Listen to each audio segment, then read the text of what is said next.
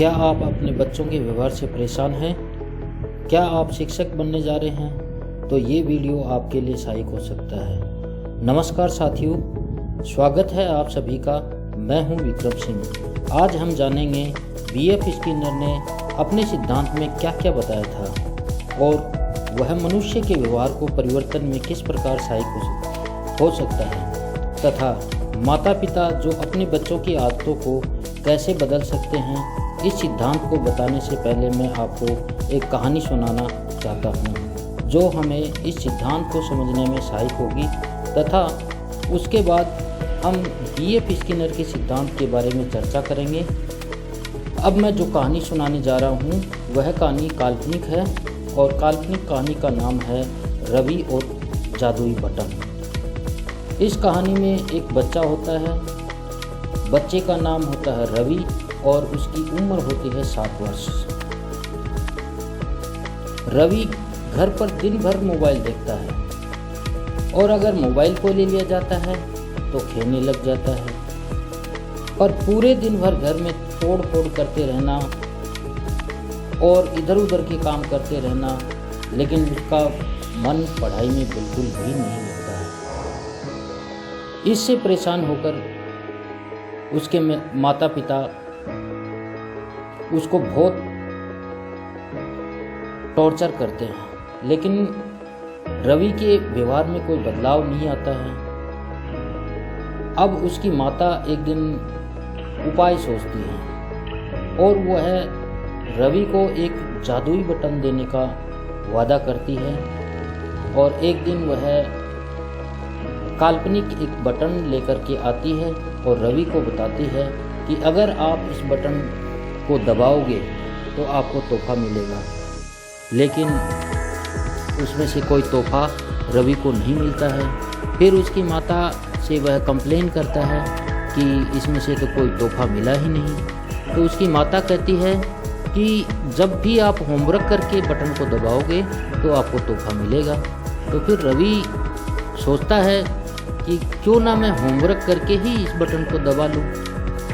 तो रवि अपना होमवर्क पूरा करता है और उस बटन को दबाता है, तो सच में ही रवि को एक चॉकलेट प्राप्त होती है। इस प्रकार रवि रोज़ चॉकलेट खाने के चक्कर में स्कूल से आने के बाद तुरंत होमवर्क करता है और चॉकलेट प्राप्त करता है। इस प्रकार कई दिनों तक 15-20 दिन तक ये प्रक्रिया चलती रहती है। तो इससे रवि की जो आदत है तो घर में तोड़ फोड़ करने वाली, इधर उधर घूमते रहना या फिर गुस्सा करना, नाराज़ होना, ये सब आदतें वो भूल जाता है। सिर्फ स्कूल से आता है और घर पर सीधे आते ही होमवर्क करता है क्योंकि उसे चॉकलेट खाना होता है। लेकिन धीरे धीरे ये आदतें उसकी बदल जाती हैं। लेकिन रवि को एक बुरी आदत फिर से लग जाती है और वो आदत होती है चॉकलेट खाने की। जब माता को पता चलता है कि सारी आदतें तो सुधर गई लेकिन ये नई आदत पड़ गई, इस पर माता उसको धीरे धीरे डांटना शुरू करती है और जब भी वो चॉकलेट मांगता है उसे कुछ ज़्यादा काम दे देती है। तो रवि सोचता है कि माँ से चॉकलेट मांगूंगा या वो बटन दबा कर के मम्मा से चॉकलेट मांगूंगा तो मुझे काम करना पड़ेगा, इसलिए वो धीरे धीरे चॉकलेट मांगना भी बंद कर देता है। अब ये जानते हैं कि स्किनर के सिद्धांत से इस कहानी का क्या संबंध है। बीएफ स्किनर का अनुबंध सिद्धांत यही बताता है व्यवहार को पुरस्कार और दंड के जरिए बदला जा सकता है, जिसको उन्होंने 2 भाग में बांटा है। पहला है सकारात्मक पुनर्बल, पॉजिटिव रीइंफोर्समेंट। जब रवि को चॉकलेट मिली तो वह एक इनाम था जिससे उसका व्यवहार अच्छा और होमवर्क करना बढ़ा।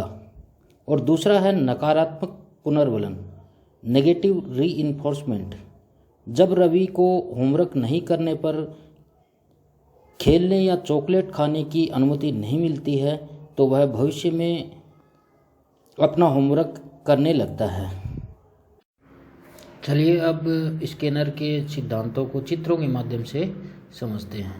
पहले चित्र में बीएफ स्कैनर एक प्रयोगशाला में अपना प्रयोग के बारे में लिख रहे हैं।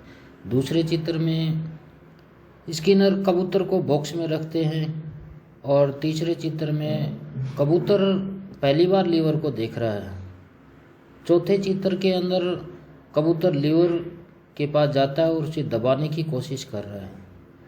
और फिर आप देख रहे हैं कि अगले चित्र में लीवर दबाने पर पहली बार दाना गिरता है।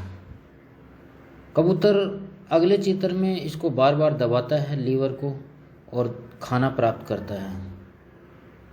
लेकिन उसके बाद बीएफ स्कैनर भोजन देना बंद कर देता है तो कबूतर भ्रमित होकर के इधर उधर देखता है और ये लीवर दबाने की आदत को धीरे धीरे वो बंद कर देता है। अंतिम चित्र में आपको दिखाई दे रहा होगा। इसके बाद बीएफ स्कैनर ने चूहे के बॉक्स पर प्रैक्टिकल किया था, जिसमें एक चूहा आपको दिखाई दे रहा होगा जिसके सामने स्कैनर फूड बॉक्स रखा हुआ है।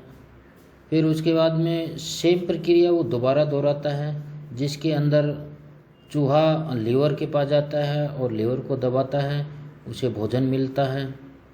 उसके बाद चूहा बार बार उसको दबाने लगता है तो चूहे को भोजन प्राप्त हो जाता है।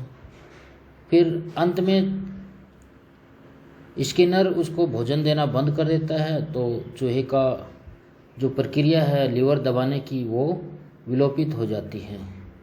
इसी प्रकार इस स्कैनर के सिद्धांत को बच्चों की इस प्रकार से हम दंड और पुरस्कार देकर के बच्चों के व्यवहार में परिवर्तन कर सकते हैं, जो कि हमें स्कैनर ने बताया था।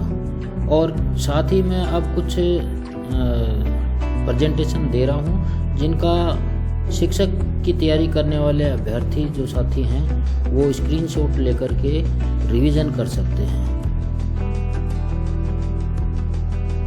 धन्यवाद साथियों।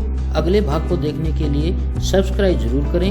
हम इसी प्रकार सभी मनोवैज्ञानिकों के सिद्धांतों को आपके लिए तैयार करके ला रहे हैं। अब आप इन सिद्धांतों को बिना पढ़े सिर्फ सुनकर भी याद कर सकते हैं। अगर वीडियो पसंद आया हो तो लाइक, शेयर एंड सब्सक्राइब जरूर करें तथा कमेंट बॉक्स में अपना सुझाव जरूर दें, ताकि और बेहतर कंटेंट आपके लिए तैयार कर सकें। एक बार फिर से आप सभी को धन्यवाद।